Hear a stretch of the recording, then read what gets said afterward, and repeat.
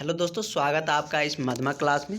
हम लोग हिंदी का क्वेश्चन आगे कंटिन्यू करेंगे, जो कि आपका चौथा अनिवार्य विषय है और आपका 100 मार्क का होने वाला है। जिसमें हम लोगों ने पहला भाग ख़त्म कर चुके थे। गद्यखंड का पहला भाग में हमने गोधुलू का फर्स्ट पार्ट देखे थे, जो कि आपका 40 नंबर के पूछे जाते हैं। और हम आज इसका सेकेंड भाग देखने वाले हैं। ये मेरा सारा हो चुका था काव्य खंड का सेकेंड भाग, जिसमें हमने ये सारे जितने भी इससे रिलेटेड क्वेश्चन थे सारे हमने देखे थे। अब हम लोग आगे कंटिन्यू करें। मेरा दूसरा भाग होगा, जो कि इससे भी अच्छे क्वेश्चन आते हैं। थोड़ा एक नज़र हम लेखक और उसके पाठ पे देख लेते हैं, उसके बाद हम लोग क्वेश्चन की तरफ बढ़ेंगे, क्योंकि क्वेश्चन इसी से रिलेटेड होते हैं।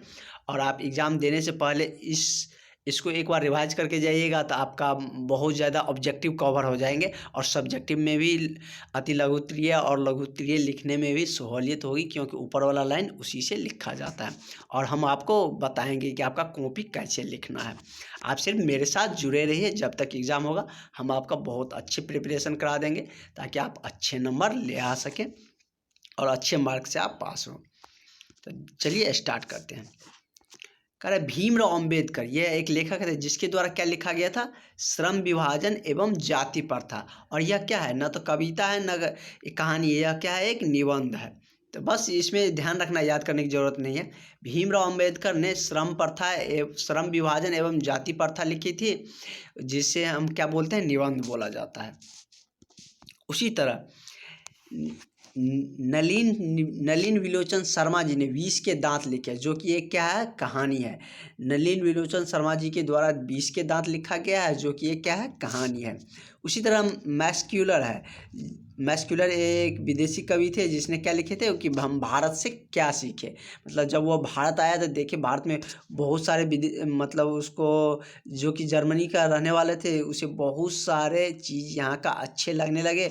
तो वह भारत की विशेषताओं के बारे में वर्णन किया और उन्होंने एक अपने भाषण लिखा, जो कि एक किताब में डाला गया है। नेक्स्ट देखते हैं हजारी प्रसाद द्विवेदी, जिसने लिखा है क्या, नाखून क्यों बढ़ते हैं। ये बहुत ही अच्छे मतलब निबंध है, जिसे नाम क्या दिया गया है, ललित निबंध नाम दिया गया है। इसका भाव क्या है, मानववाद। इसका क्या है, मानववाद है। और इसका भाषण का हम भारत से क्या सीखे, मतलब दो रिलेट है। देखिए नाखून क्यों बढ़ते हैं, यह क्या है, भावना से एक रिलेटेड है। 20 के दांत क्या है, सैनक हम बोलते हैं ना कि वो उसके दांत खट्टे कर देते, यह क्या है, सेंसा मतलब कुछ, यानी कि लड़के और एक उनके पापा और धोखा पे मतलब रिलेटेड है, उस पर कहानी बनाया गया है। और श्रम विभाजन एवं जाति प्रथा, ये नाम से ही क्लियर, किस पे, जाति प्रथा पर आधारित है। उसी तरह नेक्स्ट है, इससे हमको बहुत क्वेश्चन बनने वाला है, घबराइएगा नहीं, हम क्वेश्चन पे चलेंगे जस्ट। उससे आपका देखिएगा कितना क्वेश्चन बनाने में आपको सहूलियत होती है, आप खुद ब खुद बना लीजिएगा। इसे आप धैर्यपूर्वक 2 मिनट आप इसे देखें, और उसके बाद हम लोग क्वेश्चन की तरफ बढ़ेंगे। नेक्स्ट देखते हैं गुणाकर मूले, यह क्या लिखी थी, नागरी लिपि, जिसे हम क्या बोलते हैं, निबंध बोला जाता है। उसके बाद क्या है, अमरकांत साहब ने क्या लिखी थी, बहादुर लिखी थी, जो एक क्या है, कविता है, जो बहादुरी से रिलेटेड है। उसके बाद रामदास शर्मा जी ने क्या लिखे थे, परंपरा का मूल्यांकन। परंपरा जो एक पीढ़ी से दूसरे पीढ़ी चलते रहता है। जैसे हम लोग कोई फेस्टिवल या त्यौहार मनाते हैं तो हमारा पूर्वज भी करते आ रहे हैं और हम भी करते हैं, जो कि एक क्या है, निबंध है। और नेक्स्ट है रश्मि वाजेपी जी, जिसने क्या लिखा था कि जीत जीत मैं निखरत जाऊं, जो कि क्या है, बिरजू महाराज पर एक चरित्र लेखन। बिरजू महाराज एक नृत्यकार थे, बहुत बड़े एक नृत्यकार थे। इसके बाद हम लोग जो आगे का ऑब्जेक्टिव कंटिन्यू करेंगे तो उसमें हम लोग देख लेंगे। तो चलिए क्वेश्चन की तरफ बढ़ते हैं। ये क्वेश्चन हमने देख चुके थे, इससे आगे आज का क्वेश्चन है, जो कि वस्तुनिष्ठ प्रश्न है। यहाँ से कंटिन्यू करते हैं। देखिए अब आपको अपने मन से खुद ब खुद क्वेश्चन बनने लगेंगे। क्या है कि श्रम विभाजन एवं जाति प्रथा से भारत में हम क्या सीखे, इस टॉपिक से रिलेटेड क्या है, यह क्वेश्चन इसमें पूछे गए हैं, जो कि किसने लिखे थे, भीमराव अंबेडकर साहब ने लिखे थे। क्या है कि श्रम विभाजन और जाति प्रथा के लेखक कौन थे, कौन थे, भीमराव अंबेडकर साहब। हम अभी जस्ट देखे थे, इसलिए हम आपको वो बता दिए। नेक्स्ट है कि सभ्य समाज की आवश्यकता क्या है, मतलब सभ्य समाज की आवश्यकता क्यों है या क्या है कह सकते थे, क्या क्यों है, क्योंकि श्रम विभाजन के लिए। किसके लिए? श्रम विभाजन के लिए। नेक्स्ट देखते हैं 20 के दांत कहानी के रचयिता कौन है। अभी हम जस्ट देखे थे कि 20 के दांत कौन लिखे हैं। नील विलोचन शर्मा साहब ने 20 के दांत लिखे थे, जिसमें एक कहानी थे सेन साहब और मदन पे। 20 के दांत कैसी कहानी है? सामाजिक, ऐतिहासिक, मनोवैज्ञानिक या धार्मिक या सामाजिक, मतलब चारों हम ऑप्शन दे के लिए। तो इसमें क्या हो जाएगा, इसका जो करेक्ट आंसर होने वाला है वह क्या होंगे कि वह क्या कैसे थे? मनोवैज्ञानिक यह एक कहानी थे। उसके बाद नेक्स्ट हम बढ़ते हैं, आगे वाला क्वेश्चन देखते हैं। 5 क्वेश्चन से कंटिन्यू। 5 तो थोड़ा सा कट गया है। फ्रेडर मैक्सक्यूलर किस पाठ के रचयिता थे? तो हम अभी देखे थे फ्रेडर मैक्सक्यूलर किसके, मतलब भारत के चरित्र चित्रण किया था, भारत की विशेषता के बारे में लिखे थे, जिस कहानी मतलब उस निबंध का क्या नाम था? भारत से हम क्या सीखे थे। यह इसका करेक्ट आंसर क्या हो जाएंगे? ऑप्शन नंबर सी हो जाएंगे। नेक्स्ट देखते हैं, भारत कहाँ बसते हैं? दिल्ली के पास, गाँवों में या शहरों में या लोगों में?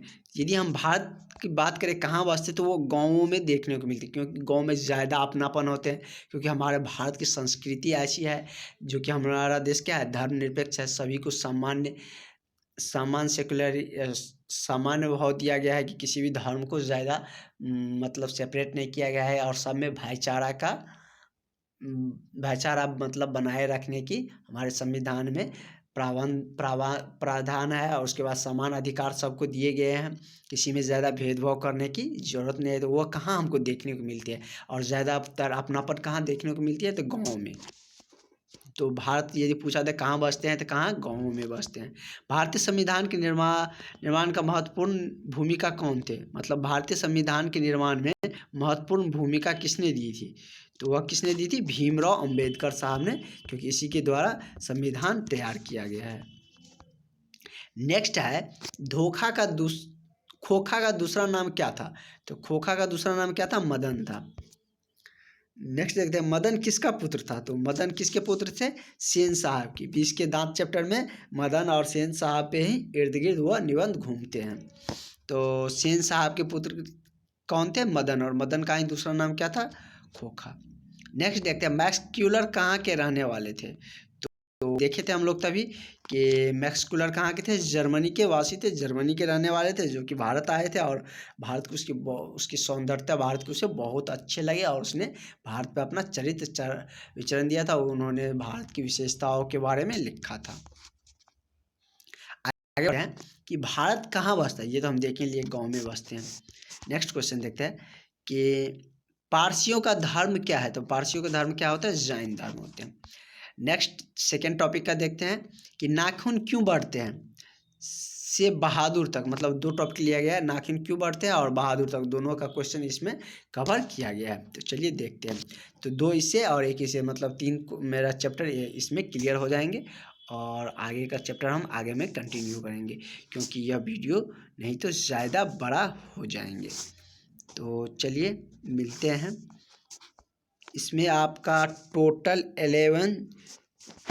40 क्वेश्चन है, इसमें 40 क्वेश्चन है। तो यदि हम इसे भी कराने लगे तो आपको बहुत ज़्यादा टाइम लग जाएगा। वैसे करा ही देते हैं।